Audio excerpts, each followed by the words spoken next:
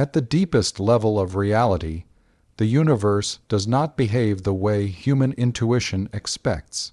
What we experience as solid, continuous, and orderly dissolves into probabilities, fluctuations, and strange symmetries. Among the most unsettling discoveries in modern physics is the realization that certain particles behave as if they are moving backward in time. This idea is not a metaphor, nor a philosophical trick. It emerges directly from the mathematical structure of the laws that govern the subatomic world, and has been confirmed repeatedly by experiments with extraordinary precision. To understand why this idea shocked physicists, it helps to begin with how time appears in everyday life. Time moves in one direction, causes precede effects, a wound heals but never unhappens, smoke spreads but never gathers itself back into a cigarette. This irreversible flow is so deeply ingrained in human experience that it feels like a fundamental law of nature. Yet when physicists began probing the behavior of particles smaller than atoms, they found that this familiar arrow of time was not written into the most basic equations. In classical physics, time is a parameter that ticks forward uniformly. Newton's laws work just as well if time is reversed mathematically, but real-world processes introduce friction, heat, and disorder, which break that symmetry. In the quantum world, however, even those comforting assumptions begin to fail. When scientists developed equations to describe electrons, photons, and other fundamental particles, they noticed something disturbing. The equations did not forbid motion backward in time. In fact, they allowed it naturally. One of the earliest clues came from the equations describing relativistic particles. When quantum mechanics was combined with Einstein's special relativity, the resulting mathematics produced solutions that seemed physically impossible. Some solutions described particles with negative energy, moving backward through time. At first, these solutions were treated as meaningless artifacts of the math, something to be discarded so the theory could make sense again. But the more physicists tried to eliminate them, the more stubbornly they reappeared. Nature was giving a warning. The universe did not care whether the equations felt comfortable or intuitive. The equations worked. They predicted experimental results correctly. Ignoring parts of them simply because they seemed strange was no longer an option. As experiments grew more precise, physicists began detecting particles that seemed to defy conventional explanations. These particles had the same mass as known particles, but opposite electrical charge. They appeared suddenly in high-energy collisions, vanished upon contact with ordinary matter, and left behind pure energy. These were antiparticles, and their existence forced scientists to rethink everything they believed about time, matter, and symmetry. Antimatter was not just exotic, it was unsettling. Why should every particle have a mirror opposite? Why should the universe allow matter and antimatter to annihilate each other completely? And most importantly, what did antimatter really represent? Was it simply a new type of substance, or was it something deeper? This is where the idea of particles behaving as if they move backward in time becomes unavoidable. When physicists examined the equations more carefully, they discovered a profound equivalence. A particle with positive energy moving backward in time behaved mathematically exactly the same as a particle with opposite charge moving forward in time. There was no difference in the predictions, no difference in measurable outcomes. The universe made no distinction. This equivalence was not poetic or symbolic. It was precise. Every interaction, every scattering event, every emission of light followed the same rules under this interpretation. The math did not merely allow backward time motion. It embraced it as a natural description of reality.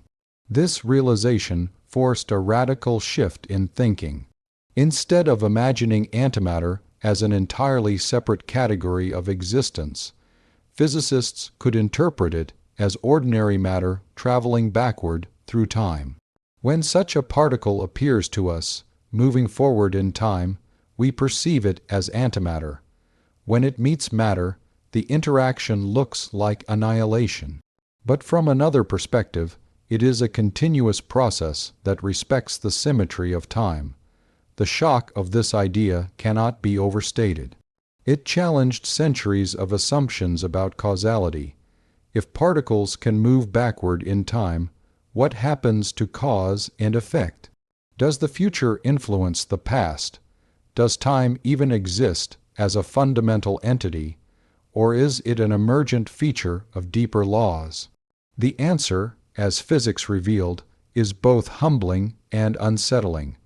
At the quantum level, time does not behave like a one-way road. The fundamental equations are largely time-symmetric. They do not care whether time flows forward or backward. The asymmetry we experience arises from large-scale effects like entropy, not from the basic laws themselves.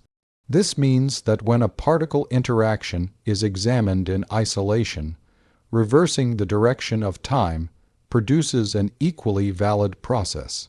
A particle emitting a photon forward in time looks mathematically identical to a particle absorbing a photon backward in time. The universe permits both descriptions, and experiments confirm that the predictions remain unchanged. One of the most compelling demonstrations of this comes from particle collision experiments. When high-energy particles collide, they produce showers of new particles and antiparticles. These events can be described using time-forward or time-reversed interpretations with equal success. The outcomes match observations regardless of which viewpoint is chosen. This is not philosophical flexibility. It is experimental fact. The idea that particles behave as if they move backward in time also explains why certain interactions appear instantaneous or non-local. In quantum processes, cause and effect can blur. Events separated by space and time influence each other in ways that defy classical explanations. When time symmetry is taken seriously, these puzzles become less mysterious. What looks like an effect preceding its cause may simply be a misinterpretation of a time-reversed process. This does not mean that macroscopic time travel is possible or that paradoxes like changing the past occur. The backward in time behavior exists within strict quantum rules. It does not allow information to be sent into the past in a way that violates consistency. The universe remains logically stable, even if its workings are deeply counterintuitive. What makes this idea so powerful is not its strangeness, but its necessity. Without allowing particles to behave as if they move backward in time, modern physics breaks down. Calculations become inconsistent. Predictions fail. Experiments no longer match theory. The backward time interpretation is not an optional curiosity. It is a structural feature of reality as described by our best theories. This realization reshaped how physicists visualize interactions. Instead of thinking only in terms of particles moving forward, they learned to see interactions as timeless processes, symmetrical in both directions. This shift led to new tools, new calculations, and new insights that transformed particle physics into a precise and predictive science. The mystery, however, remains profound. If particles can move backward in time at the quantum level, why do we never see such behavior in everyday life? Why does time feel so rigid and irreversible? The answer lies in scale.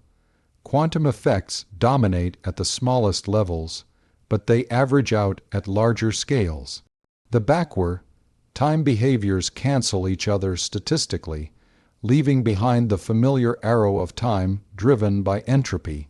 In this sense, the flow of time is not fundamental, it is emergent.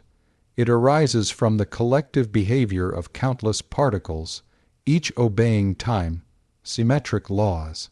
The universe does not privilege the past over the future. It is we who do, because of how complex systems evolve. This understanding forces a reevaluation of what time actually is. Rather than a universal river carrying everything forward, time may be more like a coordinate, similar to space. Just as left and right have no inherent preference, neither may past and future at the deepest level of physics. The preference emerges only when systems become large, warm, and disordered. The idea that particles behave as if they move backward in time stands as one of the most challenging and illuminating insights in modern science. It shows that reality is not obligated to align with human intuition. It reveals a universe governed by symmetry, consistency, and mathematical elegance rather than common sense. What once seemed impossible has become unavoidable. Particles do not merely move through time, they obey laws that treat time as reversible. And in doing so, they reveal a universe far stranger, deeper, and more beautiful than any simple story of past, present, and future could ever capture. This mystery is not a failure of understanding. It is a triumph. It shows that by following evidence wherever it leads, even into the most unsettling ideas, humanity can glimpse the true structure of reality. And in that structure, time is not a one-way door, but a dimension woven into the fabric of existence itself. Richard Feynman's radical rethinking of time, matter, and antimatter did not begin as an attempt to be revolutionary. It began as an attempt to be honest with nature. Physics, at its core, is not about preserving intuition or protecting tradition. It is about describing reality as accurately as possible, even when that description feels deeply uncomfortable. Feynman understood this better than most, and it led him to one of the most daring conceptual shifts in modern science. Before Feynman, antimatter was treated as an odd mathematical consequence of quantum equations, something that existed because the math allowed it, not because physicists truly understood what it meant. The equations that combined quantum mechanics with Einstein's relativity produced strange results, including negative energies and reversed motions. Many scientists tried to patch these problems, hoping to force reality back into familiar categories. Feynman did the opposite. He asked a simple but dangerous question: what if the equations are right and our interpretation is wrong? To appreciate how radical this was, it is important to understand how deeply time is embedded in human thinking. Time defines memory, identity, and causality. Everything we know about existence is framed by the idea that the past is fixed and the future is open. Even Einstein's relativity, which altered our understanding of time, still preserved its forward flow in lived experience. Feynman, however, was willing to loosen even that anchor. When Feynman examined particle interactions, he noticed that the mathematical description did not care about the direction of time. The same interaction could be drawn with particles moving forward or backward, and the predictions remained unchanged. This was not a vague resemblance. It was exact equivalence. The universe, according to the equations, made no distinction between a particle moving forward in time and an antiparticle moving forward in time if one was instead interpreted as moving backward. This insight reframed antimatter completely. Instead of being a mysterious opposite substance, antimatter could be understood as ordinary matter seen through a different temporal direction. This was not merely a clever analogy, it was a structural identity within the theory itself. The equations did not say, "This could be thought of that way." They said, "This is the same thing." Such an idea shattered classical notions of causality. If antimatter is matter moving backward in time, then interactions are no longer simple sequences of cause followed by effect. They become spacetime events, complete structures that exist as wholes. What we call a beginning or an end is often just a matter of perspective. Feynman's brilliance was not only in recognizing this symmetry, but in using it practically. He realized that if these interpretations were mathematically identical, physicists were free to choose whichever one made calculations simpler. This freedom led to a completely new way of visualizing particle interactions. Instead of drowning in equations, one could draw pictures that encoded the math directly. These visual representations allowed physicists to see time, space, matter, and antimatter as parts of a single unified process. A particle line moving upward represented motion forward in time. The same line moving downward represented motion backward in time. Where lines met, particles interacted.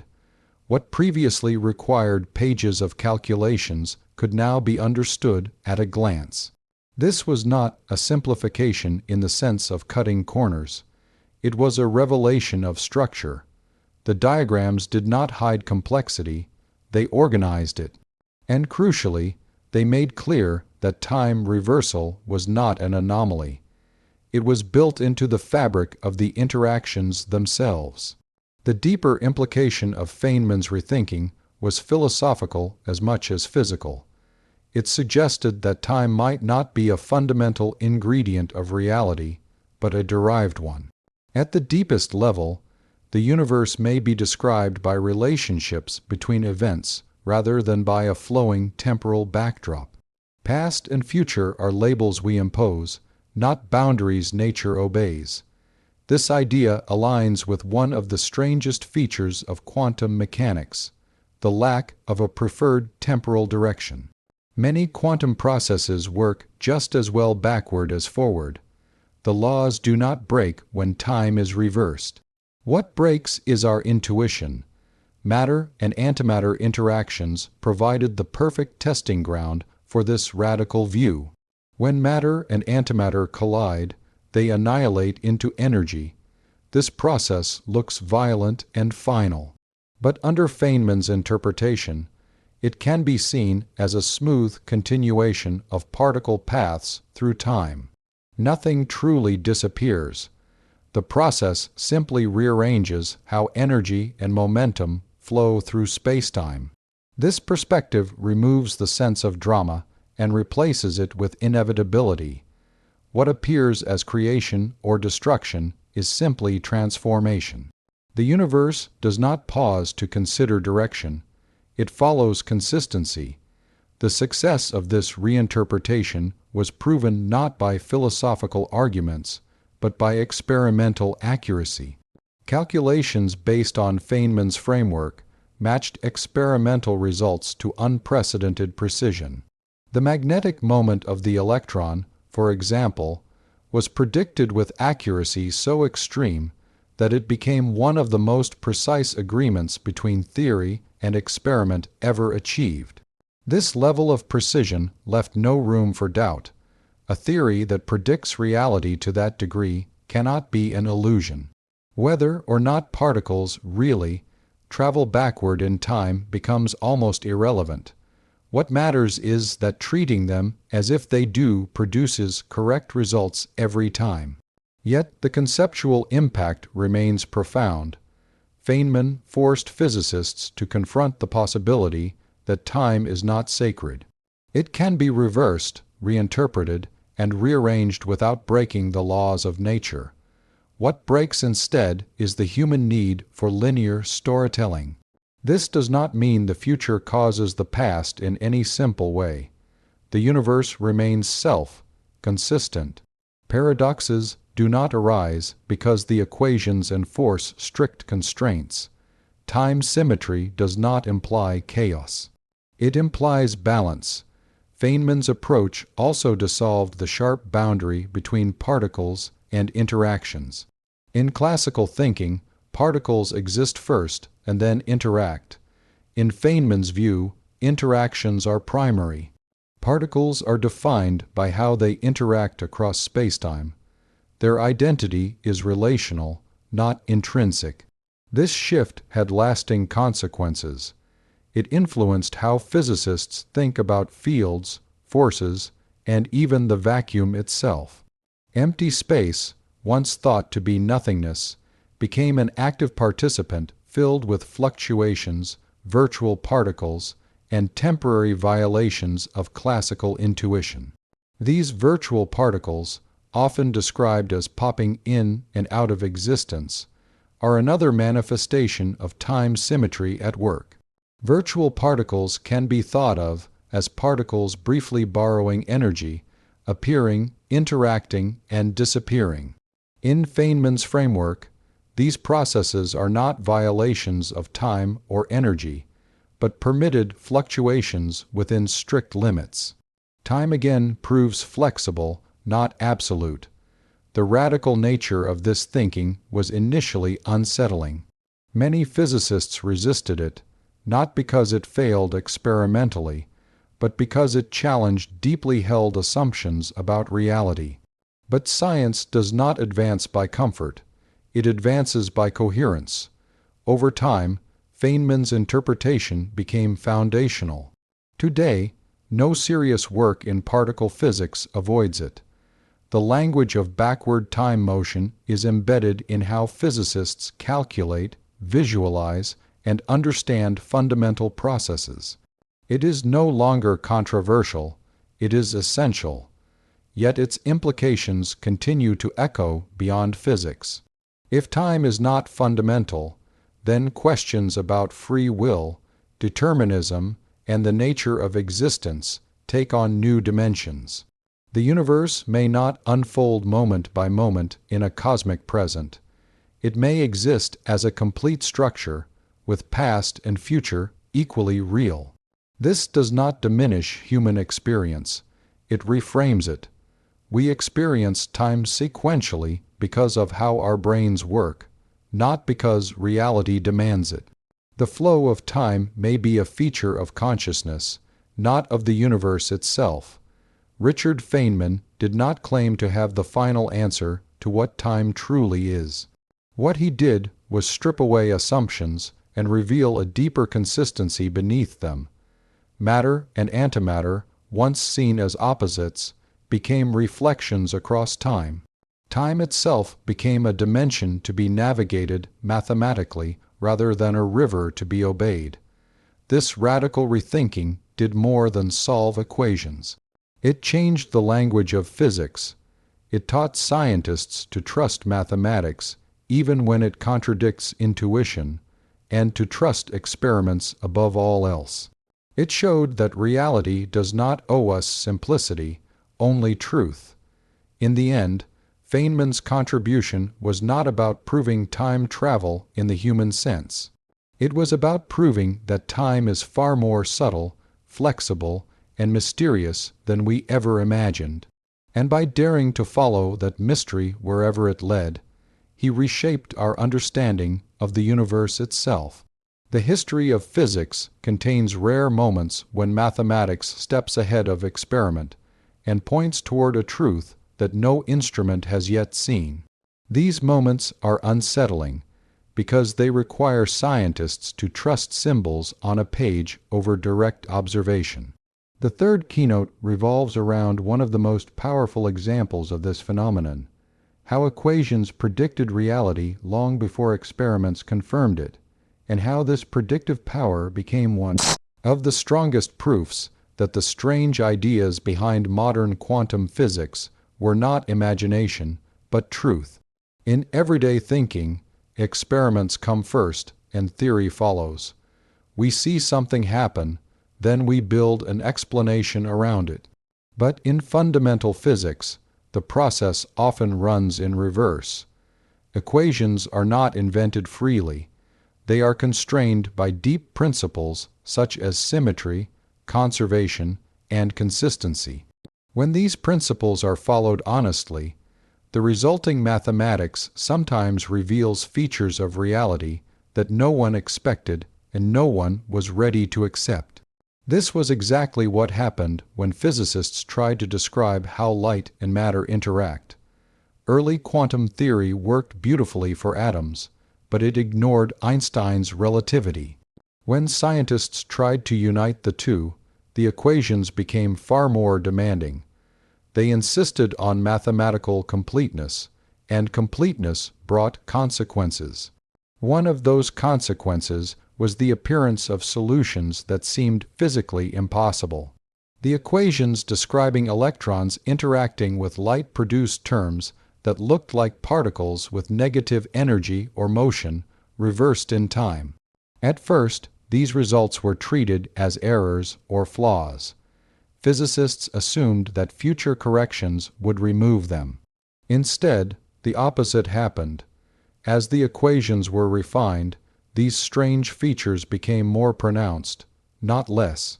The mathematics was not malfunctioning. It was revealing something hidden. Long before antimatter was directly observed, the equations already contained it. They predicted particles identical in mass to electrons, but with opposite charge. They predicted that these particles would appear naturally in high-energy interactions. They even predicted how these particles would behave when encountering ordinary matter. At the time, this seemed absurd. How could equations predict an entire form of matter that no one had ever seen? Then experiments caught up. When particle accelerators reached sufficient energies, these predicted particles appeared exactly as the equations said they would.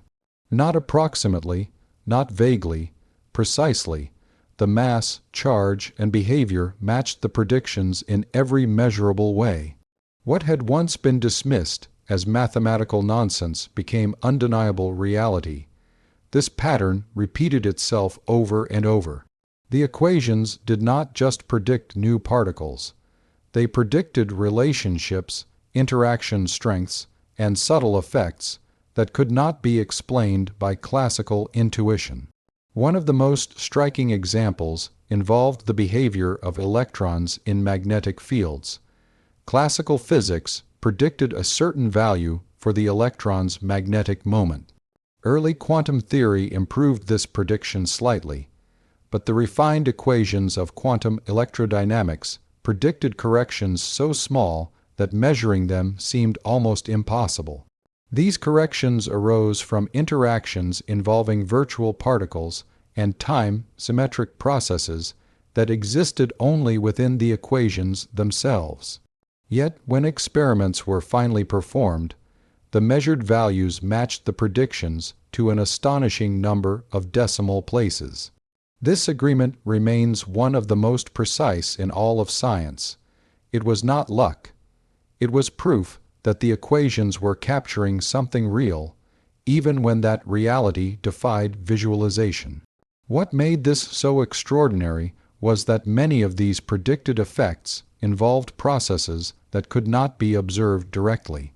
Virtual particles backward, in time paths, and fleeting fluctuations were not things detectors could see. They were internal components of the theory, and yet their consequences were measurable. Reality behaved exactly as if these invisible processes were happening. This is where the idea of time-symmetric motion gained credibility. The equations treated forward and backward time processes on equal footing.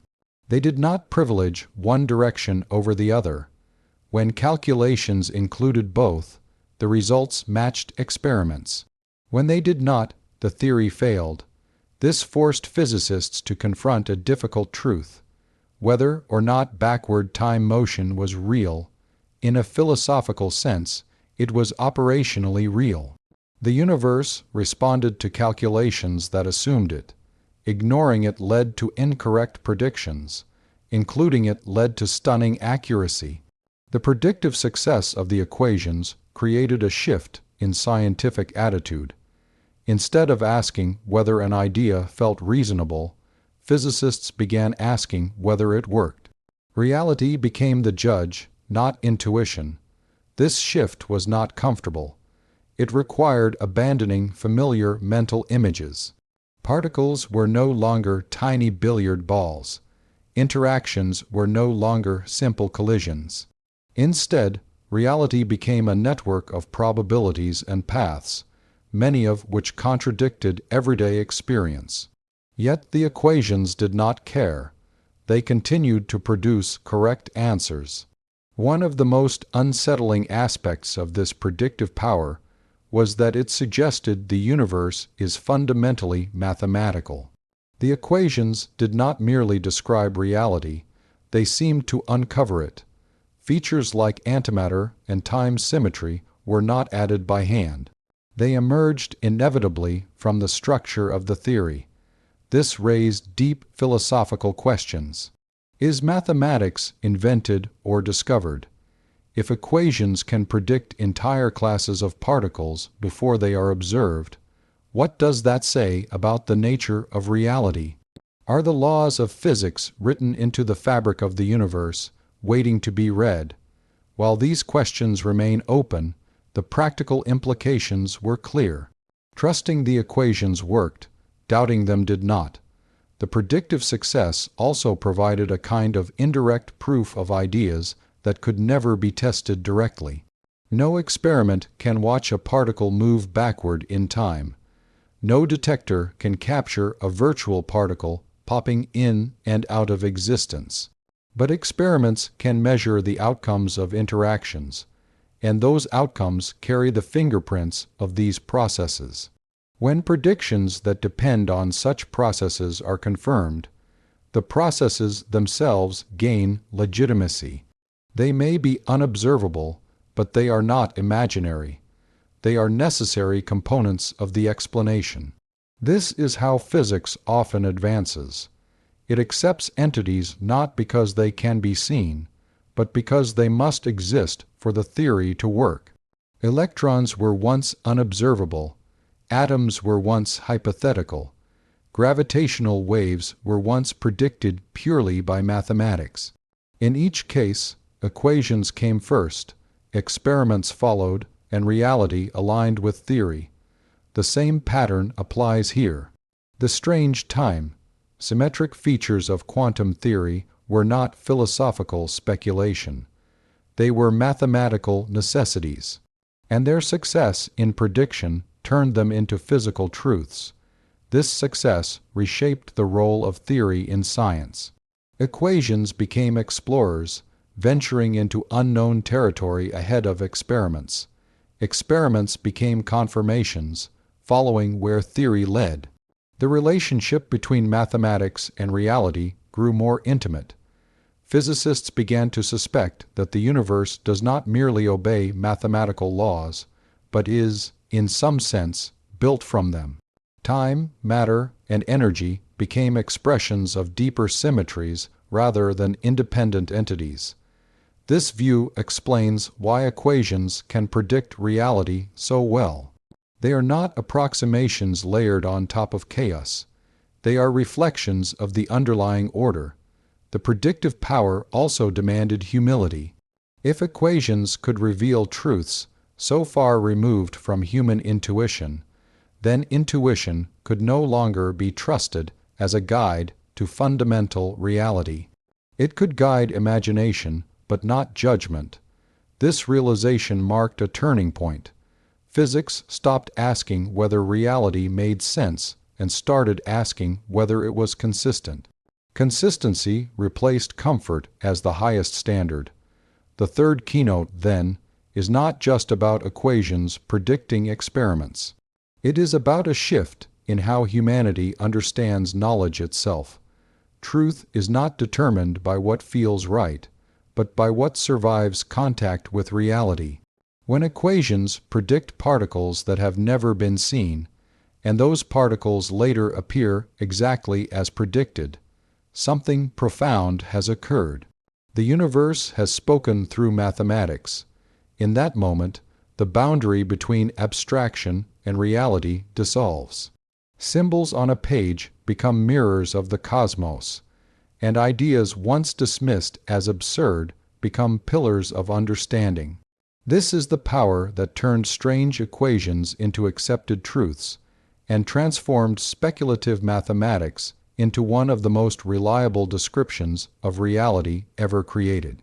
When a single idea forces an entire field to change its direction, its influence cannot be measured only by awards or citations.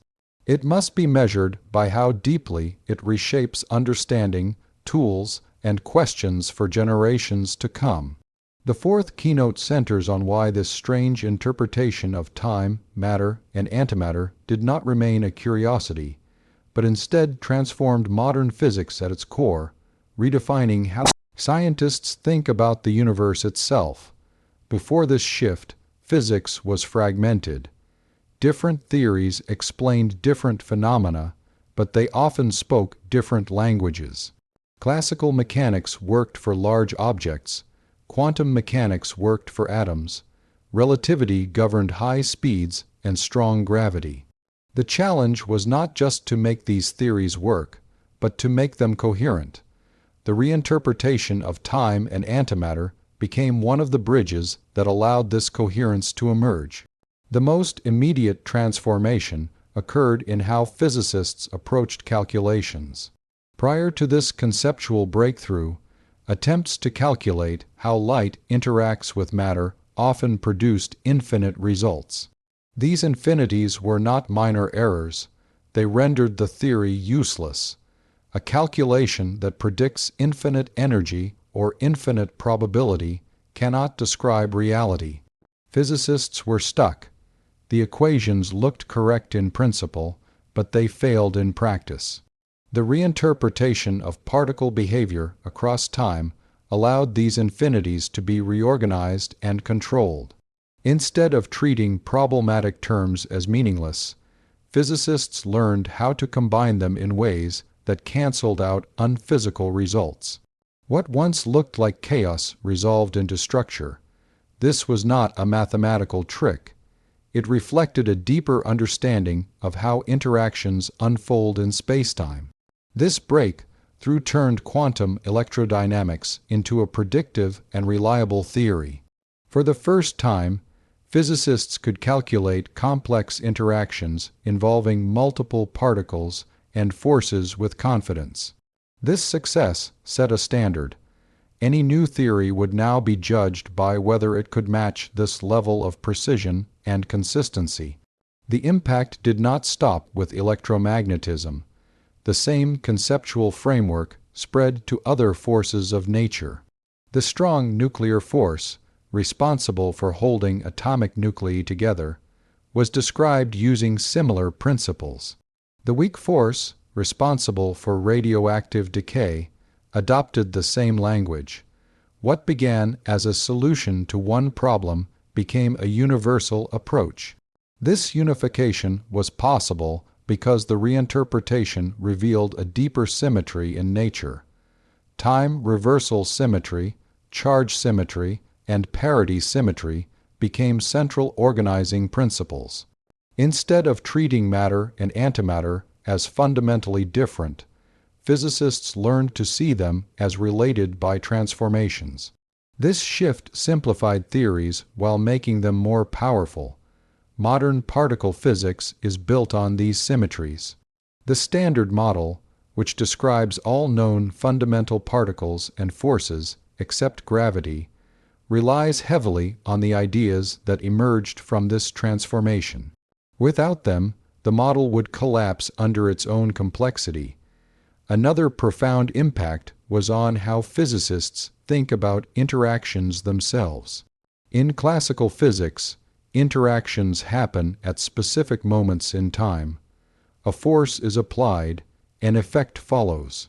In the modern view shaped by this idea, interactions are extended processes in spacetime. They are not isolated events, but interconnected histories. This perspective changes the meaning of cause and effect. Rather than a simple chain, causality becomes a constraint imposed by the structure of spacetime. Events influence each other not just forward in time, but through the entire network of possible interactions allowed by the laws of physics. This does not violate causality in the everyday sense. It refines it. The universe remains consistent, but its consistency is enforced globally rather than locally.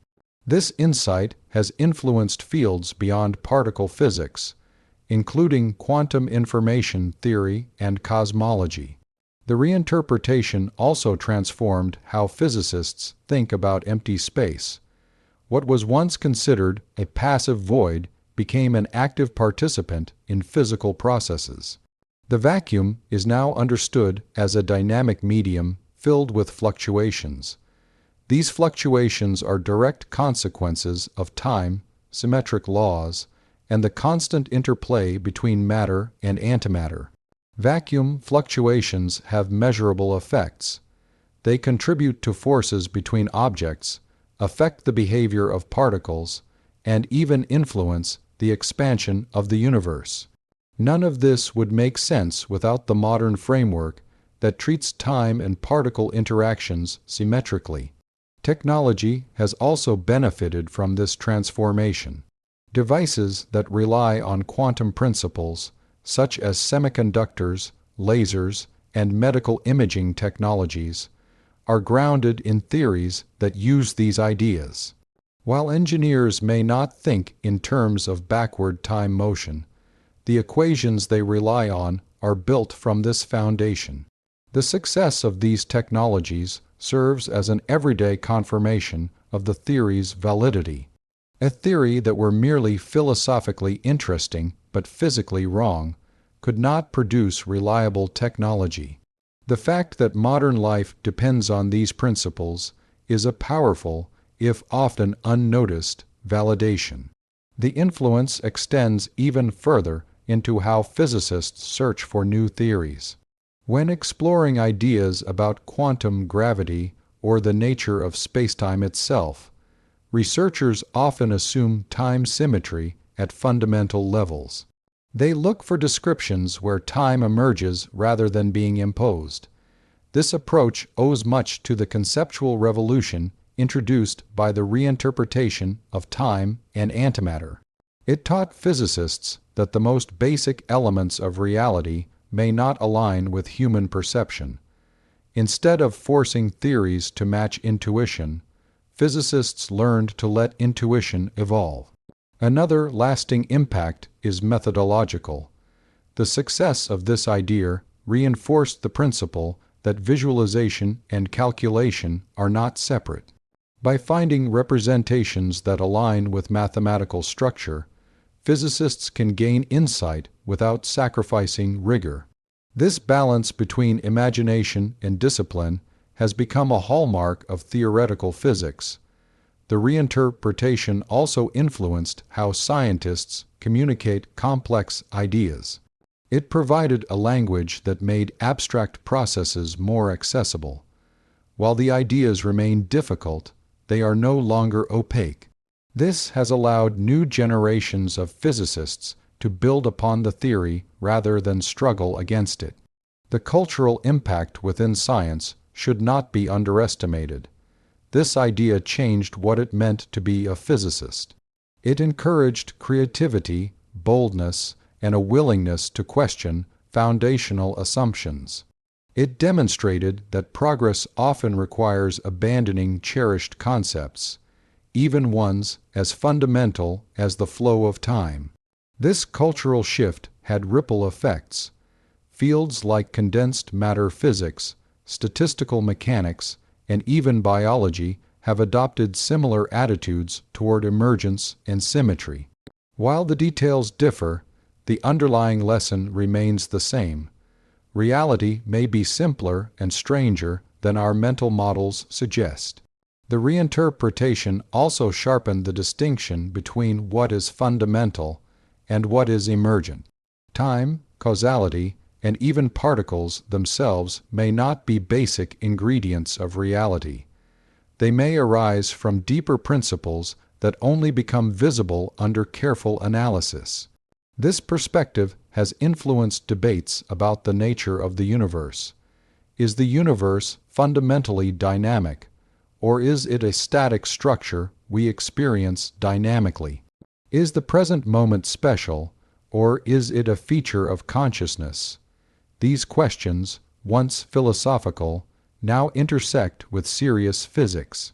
The enduring power of this idea lies in its adaptability.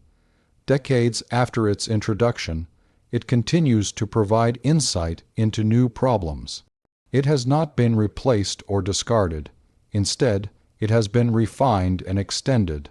This is a rare achievement. Many ideas in science solve specific problems and then fade. This one reshaped the framework itself. It changed how problems are posed, how solutions are evaluated, and how success is defined. In reshaping modern physics, this idea did more than explain existing phenomena. It opened doors. It revealed that the universe is governed by deep symmetries that transcend human intuition. It showed that time, matter, and interaction are woven together in ways far more subtle than common sense allows. The fourth keynote, then, is not about a single discovery, but about a transformation.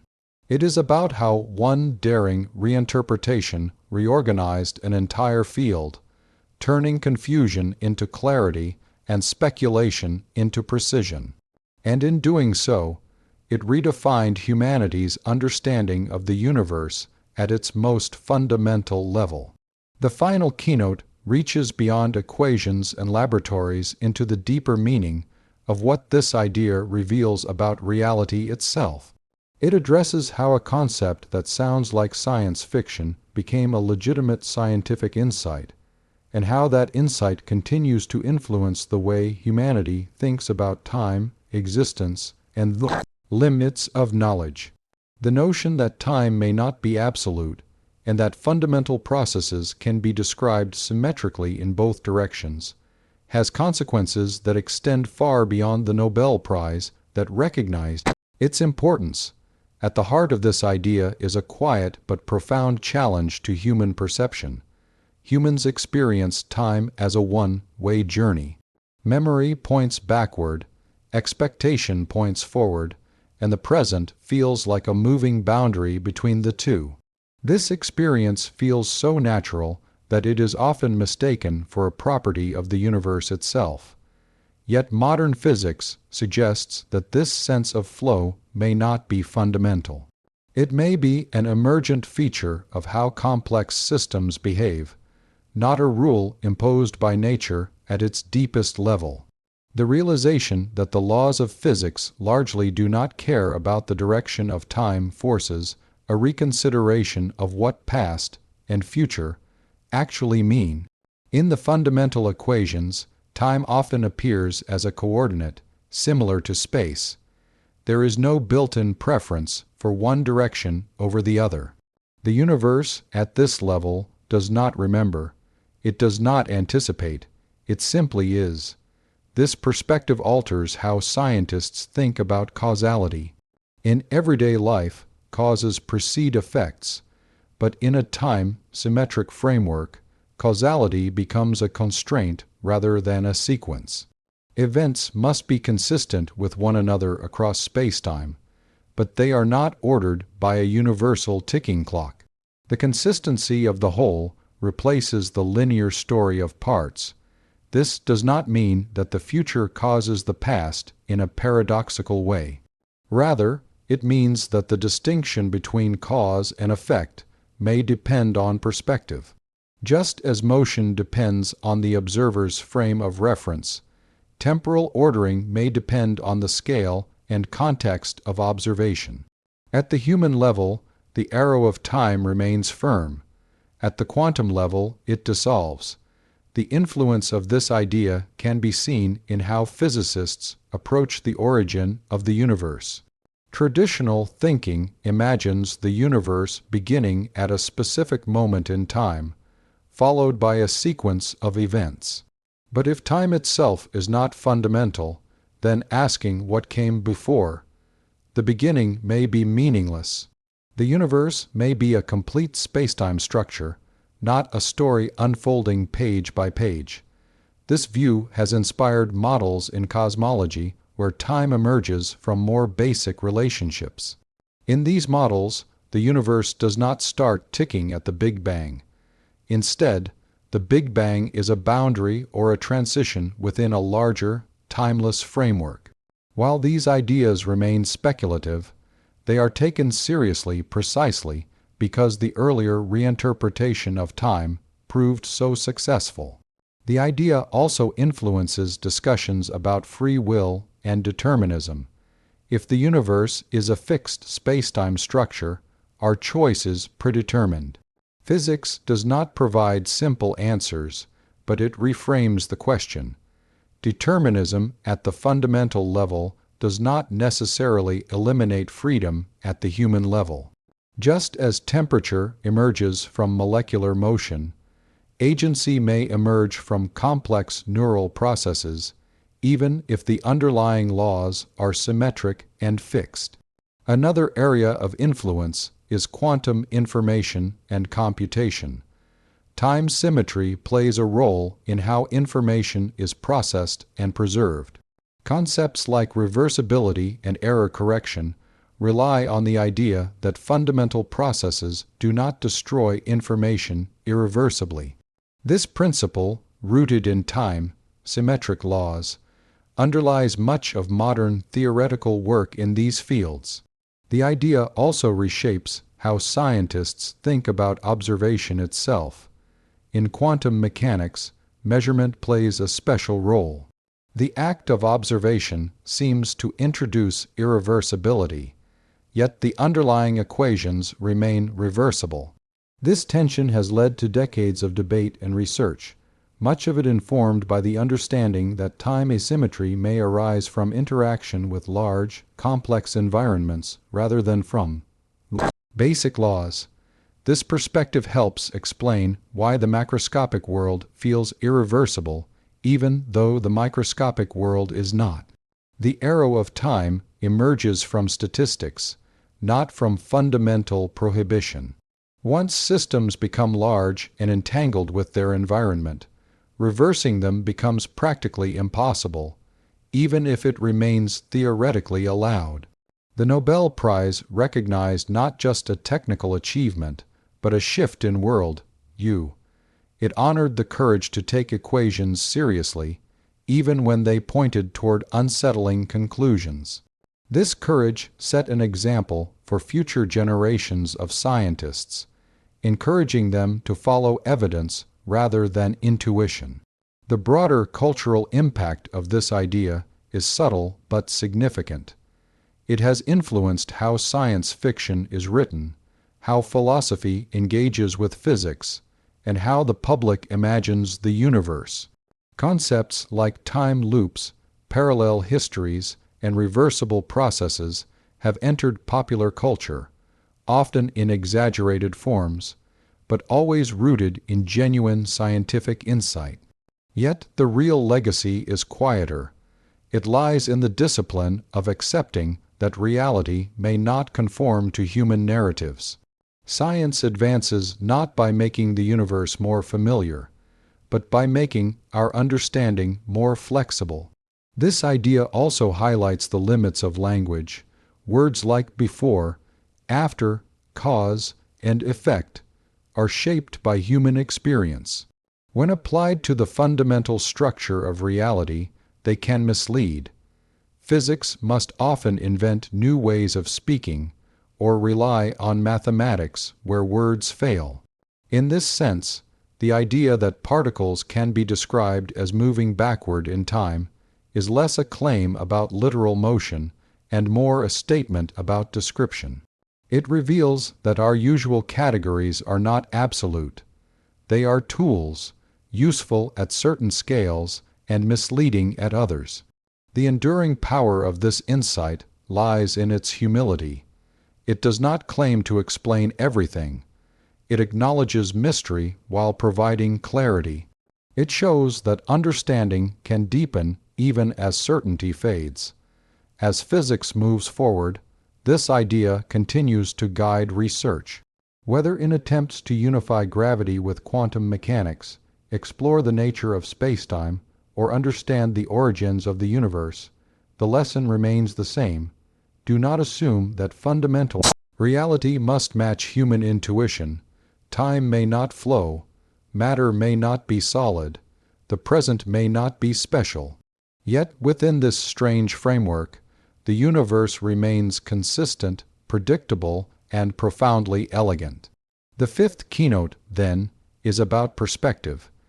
It is about recognizing that the most important discoveries are not always about new objects or forces, but about new ways of seeing. By revealing that time itself may be flexible at the deepest level, this idea expanded the horizon of what science can ask and what it can answer. The Nobel Prize was a milestone, but not an endpoint. The questions raised by this insight remain open, inviting continued exploration. They remind us that knowledge is not a destination, but a process, one that requires both precision and imagination. In embracing this idea, science did not abandon reality. It embraced a deeper version of it. And in doing so, it took another step toward understanding a universe that is not built around human experience, but one that we are privileged to glimpse through the language of physics.